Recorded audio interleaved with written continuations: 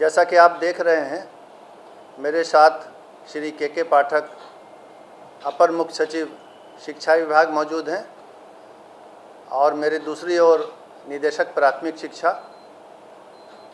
इस press briefing में हमारे साथ शामिल हैं।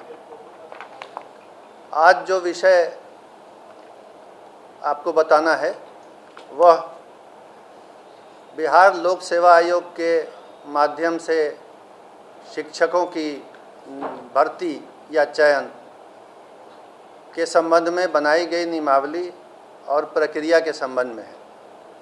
और उसमें मूल बिंदु जो मुझे आपको स्पष्ट करना है वह मूल बिंदु यह है कि बिहार सरकार ने नियमावली में संशोधन किया है और किसी भी उम्मीदवार को जो शिक्षक के रूप में बिहार लोक सेवा आयोग से चयनित होना चाहता है, उस उम्मीदवार के बिहार राज्य का अस्थायी निवासी होने की शर्त को हटाया गया है। ये शर्त नहीं रहेगी कि बिहार राज्य के अस्थायी निवासी ही बिहार लोक सेवा आयोग की परीक्षा में शामिल हो सकते हैं। ये शर्त हटाई गई है। तो ये शर्त क्यों हटाई गई है? इस शर्त को नहीं रखा जा सकता है, रखना व्यवहारिक नहीं है, विधि सम्मत भी नहीं है, कानूनन संभव नहीं है ये शर्त रखना। ये बात समझाने के लिए, बताने के लिए मैंने आप सबको यहाँ बुलाया है। और इसमें सबसे पहले ये समझने की बात है कि भारत का जो संविधान है उसका अनुच्छेद 16 आर्टिकल 16 बिल्कुल स्पष्ट है। आर्टिकल 16 का सब आर्टिकल 2, सब क्लॉज 2, वो ये कहता है, मैं पढ़ के सुना देता हूँ। राज्य के अधीन किसी नियोजन या पद के संबंध में केवल धर्म, मूल वंश, जाति, लिंग, उद्भाव, जन्म स्थान, निवास, ध्यान देंगे, जन्म स्थान, निवास या इनमें से किसी के आधार पर न तो कोई नागरिक अपात्र होगा और न उससे विभेद किया जाएगा। तो भारत के संविधान का अनुच्छेद 16 ये कहता है कि जन्म स्थान और निवास के आधार पर आप किसी उम्मीदवार को अपात्र नहीं कर सकते हैं। ये नहीं कह सकते हैं कि किसी राज्य से बाहर अगर किसी का जन्म स्थान या निवास है तो वो इस चयन प्रक्रिया में पात्र होने के लिए अपात्र है, अयोग्य है। ये नहीं किया जा सकता है। अगर ऐसी कोई प्रक्रिया चलेगी तो वो गैर कानूनी भी होगी और असंवैधानिक भी होगी। इसलिए ये संविधान के अंतर्गत कानूनी बाध्यता है कि निवास के आधार पर किसी को अयोग्य न किया जाए। पूरे देश के लोग इस परीक्षा में शामिल होने के लिए पात्र हों। चयन तो मेरिट के आधार पर होना है। अब ये हम देखेंगे कि इसके पहले क्या होता रहा है। बिहार लोक सेवा आयोग के स्तर पर पहले भी 3 बार परीक्षाएं ली गई हैं शिक्षक की नियुक्ति के लिए। वर्ष 1994 में, फिर वर्ष 1999 में और वर्ष 2000 में बिहार लोक सेवा आयोग ने इसी पद के लिए, शिक्षक के लिए परीक्षा ली थी। और तब भी यही नियम था उस परीक्षाओं में भी कि देश के किसी भी भाग का नागरिक परीक्षा में भाग ले सकता है और चयनित हो सकता है। और इसके आलोक में ही पहले चयन हुआ है। ये जो नियमावली थी जिसके आधार पर 1994, 1999 और सन 2000 में परीक्षाएं हुई, ये नियमावली उसके पूर्व 1991 में ही बनी थी। उसमें स्थानीय निवासी का प्रावधान नहीं था। और इस कारण से इस बार भी जो बिहार लोक सेवा आयोग से परीक्षा होगी उसमें बिहार के निवासी होने का प्रावधान नहीं रखा जा सकता है।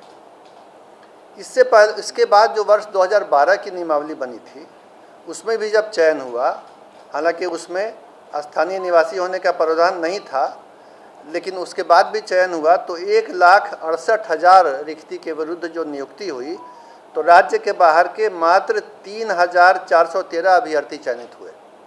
यानी 1,68,000 में सिर्फ 3,000 से कुछ अधिक राज्य से बाहर के थे और बाकी सभी जो थे वो राज्य के अंदर के थे। तो इससे ये पता चला कि अगर ये नियम रखा भी जाता है कि राज्य से बाहर के अभ्यर्थी पात्र होंगे, तो उनकी किसी भी संख्या में, अधिक संख्या में, या जिसको अंग्रेजी में सिग्निफिकेंट नंबर कहते हैं, किसी विशेष संख्या में चयनित होने की संभावना बहुत कम है। ये बात भी शिक्षा विभाग ने पता कर ली है।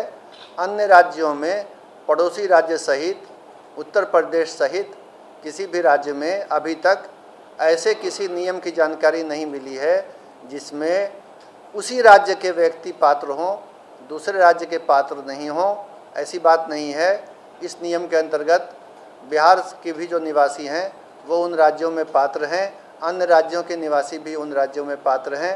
अन्य राज्यों में भी यही स्थिति है कि स्थानीय राज्य का निवासी होने की शर्त नहीं है। इसके अलावा ये बात भी विचारणीय है कि 50% रिक्तियाँ आरक्षित रहती हैं।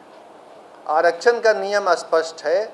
जो आरक्षण का अधिनियम बिहार में है, सभी सेवाओं में लागू है कि आरक्षण का लाभ, आरक्षण के आधार पर चयनित होने का लाभ केवल और केवल राज्य के अंदर के निवासी को ही मिलता है। ये आरक्षण का नियम है, ये शिक्षक नियमावली में नहीं है, ध्यान देंगे। तो ऐसे भी चूँकि आरक्षण में ये नियम है और इस बार भी लागू होगा कि बिहार राज्य के अंदर के जो लोग हैं उन्हीं को आरक्षण का लाभ मिलेगा, तो 50% रिक्तियों पर तो आरक्षण के कारण बिहार के ही लोग चयनित होंगे। और बाकी पर जैसा मैंने बताया, पिछली बार का भी अनुभव है कि बहुत ही नाम मात्र को ही बाहर के लोग चयनित होते हैं।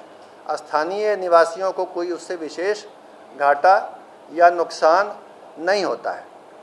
और अंत में ये बात समझने की है कि जिस तरह हम लोगों ने ओपन किया है कि देश का कोई भी नागरिक यहाँ अप्लाई कर सकता है, यही दूसरे राज्यों में भी है।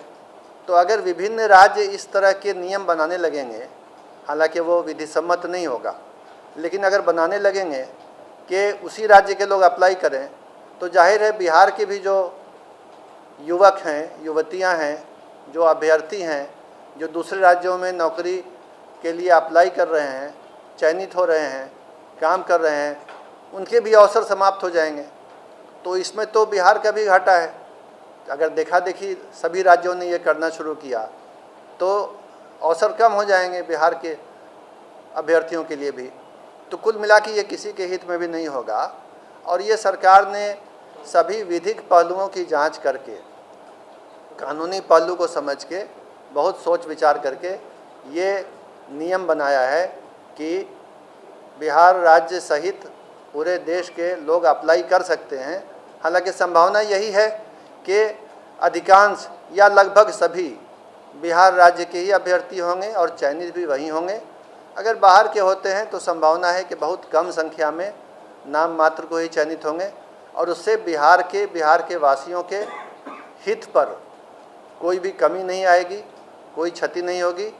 और ऐसे तो आप समझ ही सकते हैं कि बिहार लोक सेवा आयोग के माध्यम से मेरिट के आधार पर अच्छे शिक्षकों का चयन होगा, जिससे राज्य की शिक्षा व्यवस्था पहले से भी और बेहतर हो जाएगी।